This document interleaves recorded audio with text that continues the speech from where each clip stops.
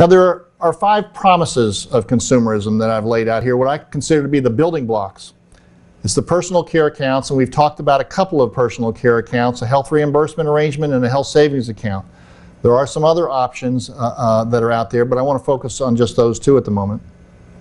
Wellness, prevention, early intervention, the sort of health management, if you will, is another promise of wellness. Disease management is sort of the holy grail. That's where the big dollars of expenses are. That's where your 20% of your population is creating 80% of the claims. So it's the promise of real health, of stabilizing somebody, even whatever their health condition is, to make their health as optimal as possible. The 4th building block is information and decision support. There is a lot of activity going on in the marketplace to help make all of this confusion of healthcare. It's a very confusing marketplace with new products now available, new choices, new options, different ways of looking at it. It's critical that the marketplace bring to the consumer, to this marketplace, new information on cost, on quality, on choices of care and treatment, options of providers. And there's a lot of services that are being developed out there in order to link the consumer to the right information. This is really the promise of transparency.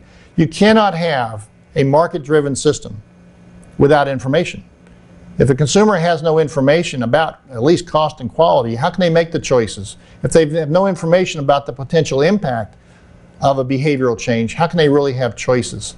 So this is really a critical item. It's slow in developing behind the plan designs, but it's developing rapidly in the marketplace. And finally, one of the most important parts that links all of these are incentives and rewards. In the past, under the old system of healthcare, the managed care system, we can only penalize people. We're going to increase the deductible. We're going to increase the co-insurance. We're going to limit the benefits.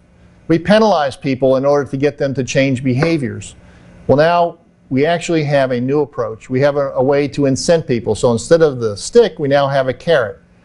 Some people are motivated by sticks. Some people are motivated by carrots. Now an employer, as an example, has got several tools they can use to help create the behavioral change that will be beneficial to the individual's health and to lower costs.